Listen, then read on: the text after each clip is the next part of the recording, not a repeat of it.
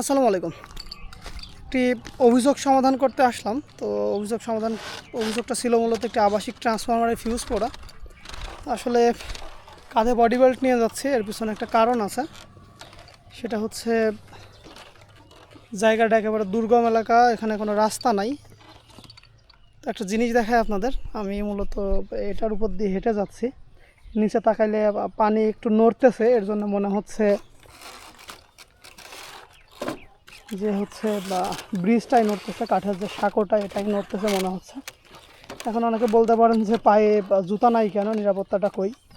আসলে এখানে যাইতে গেলে যে কিসের মধ্যে দিয়ে দিয়ে যেতে হবে এটা না দেখাইলে বুঝতে পারবেন না। এদিকে এই যে বাঁশের যে সাঁকোটা এটা ফুল কাঁপতেছে, পড়ে গেলে আমি তো পড়বই, সাথে আমার ক্যামেরাটাও শেষ।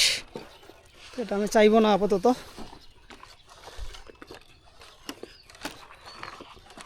প্রায় চলে আসছি, কাছাকাছি গেছিলাম পরে। আল্লাহ, এই কিছুটা উপরে চলে আসছি, এখন আস্তে আস্তে হাঁটতে হাঁটতে যেতে হবে।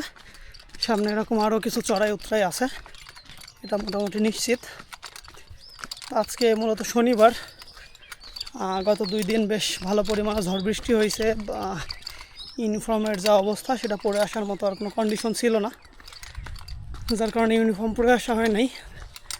তো একটু আনঅফিসিয়াল ড্রেসেই চলে আসছি অভিযোগ সমাধান করতে, হাতে বুট নিয়ে।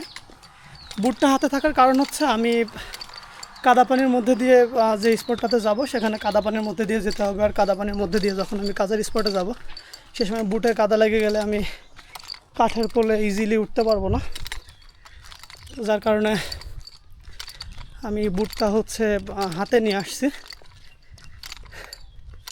তো আমি যেখানে যাচ্ছি এখানে মূলত 4টা ফ্যামিলি বাস করে, 4টা মিটার এখানে আছে, 4টা আবাসিক সংযোগ বন্ধ। তো এখানে যাওয়ার পথটা আপনাদের একটু দেখাই। এনাদের যে বাড়িতে যাওয়ার যে পথটা দেখেন, ক্লিয়ার কোনো রাস্তা নাই, স্ট্রেট যে রাস্তাটা এটা এনাদের নাই, গাড়ি নিয়ে যেতে পারবে না।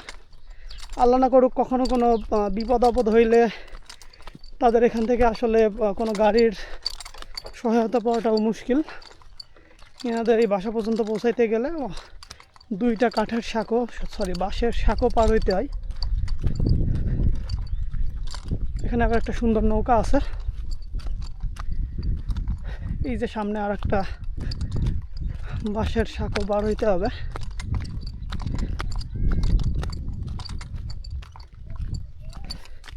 আসলে এই বাঁশের সাঁকোগুলো পার হইতে গেলে একটা জিনিস দেখাই আপনাদের, এই পা দিয়ে নাড়তেছি, এটা নড়তেছে। আসলে অভ্যাস না থাকলে যা হয় আর কি। ওই পাশ থেকে আর একটা কাকি বলতেছে উঠো উঠো, কিছু হবে না। যাই হোক, এখান থেকে পারাপার হওয়াটা আমার জন্য অনেক টাফ ব্যাপার। যদিও একটা পার হয়ে আসছি, এটা অলমোস্ট পার হয়ে গেছি। হ্যাঁ, শেষ, পার হয়ে চলে আসছি। তো এই যে জায়গাটা আসলে আমার কাছে খুব ভালো লাগে। যদি আমার এখানে জব না করা লাগতো তাহলে হয়তো আমি কখনো এই জায়গাটাতে আসতে পারতাম না। আর একটা কথা, সেটা হচ্ছে জব ছাড়া যদি এখানে ঘুরতে আসতাম তাহলে একটা সুন্দর জিনিস দেখাই আসেন।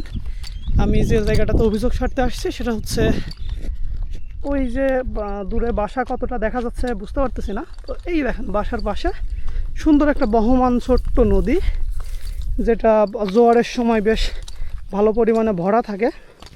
আর যখন জোয়ার শেষ হলে একটু পানি কমে যায় 3-4 ফিট মতো। তো আমি যে জায়গাটাতে অভিযোগের অনেকটাই কাছাকাছি চলে আসছি।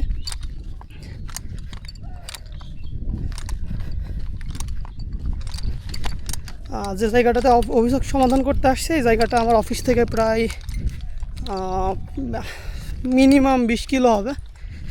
তো একটা অভিযোগ কেন্দ্র এখানে হওয়ার কথা চলতেছে। আমাদের সিনিয়র জেনারেল ম্যানেজার মহোদয় চেয়ারম্যান স্যারের নিকট আর্জি জানাইছেন। চেয়ারম্যান স্যার বলছেন অভিযোগ কেন্দ্র অনুমোদনটা দিয়ে দিবেন, আশা করি দ্রুতই হবে। এবং অভিযোগ কেন্দ্রটা হলে এই এলাকার মানুষের বিদ্যুতের যে সমস্যাটা, বিদ্যুতের সমস্যা বলতে আমরা চেষ্টা করি দ্রুত অভিযোগ সমাধান করার। তো এরপরেও দূর থেকে আসতে যে সময়টা লাগে, এই সময়টা গ্রাহক বন্ধ থাকে, এই সমস্যাটা সমাধান হবে। যাই হোক, আমি কাজের স্পটে চলে আসছি। ধন্যবাদ, ভালো থাকবেন সবাই।